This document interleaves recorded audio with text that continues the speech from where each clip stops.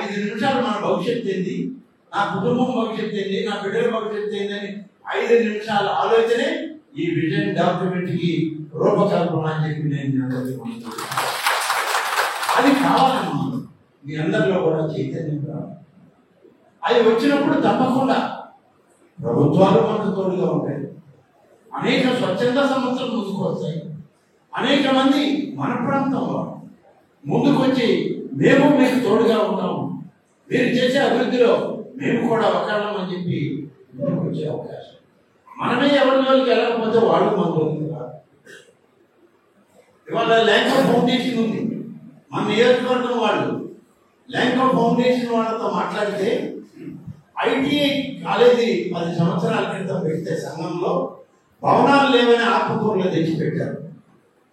తిరిగి మళ్ళీ సంఘం తీసుకుపోవాలని అడిగితే నిధులు కావాలి, దాదాపు 11 కోట్ల 12 కోట్ల రూపాయల భవనాలు కావాలి. ఇప్పుడున్న ఆర్థిక పరిస్థితుల్లో ఒక్కసారి అంత నిధులు తెచ్చుకోలేమని చెప్పి ల్యాంకో ఫౌండేషన్ వాళ్ళని అడిగితే స్వచ్ఛందంగా వాళ్ళు ముందుకు వచ్చారు. మేము నిర్మాణం చేసినటువంటి 8-9 కోట్ల రూపాయలు విలువయ్యే భవనాలు మీకు ఇస్తాం, కేవలం మా కుటుంబం పేరు పెట్టండి, ఆ భవనాలు మీరు కాలేజీకి తీసుకోండి. అంతటి గొప్ప సౌలభ్యాలు చాలా మంది ఉన్నారు ఈ నియోజకవర్గం. కాకుంటే మనం అడగాలి, వాళ్ళ దగ్గరికి వెళ్ళాలి, వాళ్ళని సహకరించమనాలి, ఈ అభివృద్ధిలో భాగస్వాములు కావాలి. కేవలం ఒక కుటుంబానికి మనం ఆర్థికంగా నిధులిచ్చి అందరితో మన పని అయిపోయింది, ఒక పెన్షన్ ఇచ్చాం, ఒక లోన్ ఇచ్చాం, ఒక బిడ్డకు ఉచితంగా చదివించామని అంటేనే సరిపోదు. ఈ యొక్క ఇన్ఫ్రాస్ట్రక్చర్లో కూడా, ఈ మౌలిక సదుపాయాలను ఏర్పాటు చేయడంలో కూడా స్వచ్ఛంద సంస్థలు, మనకి అనువైనటువంటి వాళ్ళు, మనకి తెలిసిన వాళ్ళు అందరినీ కలుపుకొని దాన్ని అభివృద్ధి చేయాల్సిన అవసరం.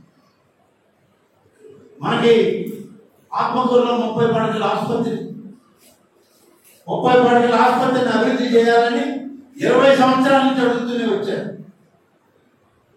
కానీ ఎవరు దాన్ని పట్టించుకున్న పాపం కూడా. ఒక్కసారి మన ప్రాంతం వారే ఎమ్మెల్యేగా ఉంటే వారిని కావాలని అడిగితే ఆయన ప్రయత్నం చేస్తే ఇంకొక మాజీ ఎమ్మెల్యే దాన్ని అక్కర్లేదు ఈ ప్రాంతంలో అన్నారు. అంటే ఎవరి స్వార్థం కోసం ఆ ప్రాంతాన్ని మనం అభివృద్ధికి దూరంగా నెట్టడం అనేటువంటిది సరైనది కాదు. అదే ఎవరు ఎన్ని చెప్పినా సరే ఇక్కడ ఆసుపత్రి అభివృద్ధి జరగాలని ఆలోచన చేశాం. 10 సంవత్సరాల క్రితం 100 పడకల ఆసుపత్రిని తీసుకొచ్చి నెల్లూరు జిల్లాలో ఉన్న హెడ్ క్వార్టర్స్ హాస్పిటల్ ఇక్కడికి మంజూరు చేయించి దాన్ని ఇక్కడికి మార్పిడి చేసి అక్కడ ఎంతమంది డాక్టర్లు, ఎంతమంది నర్సులు, స్టాఫ్ ఉన్నారో అంతమందిని ఇక్కడికి ట్రాన్స్ఫర్ చేసి అప్పచెప్పారు. అభివృద్ధి ఇప్పుడు సాధిస్తారంటే ఈ మున్సిపాలిటీలో అసలు ఒక్క రోడ్డు కూడా సీసీ రోడ్డు లేనటువంటి వార్డు ఎక్కడ ఉంది, దాన్ని ఐడెంటిఫై చేయాలి. ఒక్క లైట్ కూడా లేనటువంటి వార్డు ఎక్కడ ఉంది, దాన్ని ఐడెంటిఫై. అక్కడ నుంచి ప్రారంభిస్తే 1 సంవత్సరం 2 సంవత్సరాలకి 100% సిమెంట్ రోడ్లు, రైళ్లు, కొళాయిలు, ఇలాంటివన్నీ మౌలిక వస్తువులు. మున్సిపాలిటీలో మనం చేసేది ఏం లేదు. ఇవాళ మున్సిపాలిటీలో ఉన్నాయి మౌలిక వస్తువులు ఇచ్చే బాధ్యత ఒకటే. దానికి అవసరమైన నిధుల్ని సమకూర్చుకోవాలా, పన్నులు వేయాలి, తీసుకోవాలి, ప్రభుత్వం అదనంగా ఇచ్చే గ్రాంట్లని చేసుకోవాలా. ఇవన్నీ కూడా ప్రతి మండలంలో ఉన్నాయి, మున్సిపాలిటీలో ఉన్నాయి. ఇది జిల్లాలో ఉంటుంది, రాష్ట్రంలో ఇదే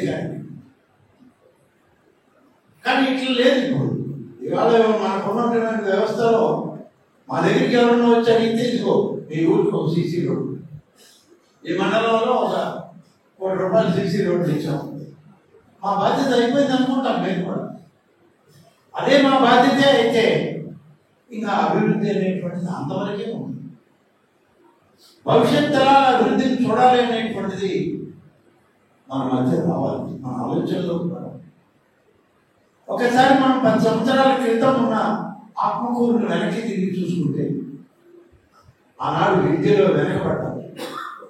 ఈ నియోజకవర్గం ఆ రోజున్న సర్వేలు, ఇదేదో నేనో లేకుంటే ఇంకొక ప్రభుత్వం చేసినటువంటి ఘనకార్యం కాదు.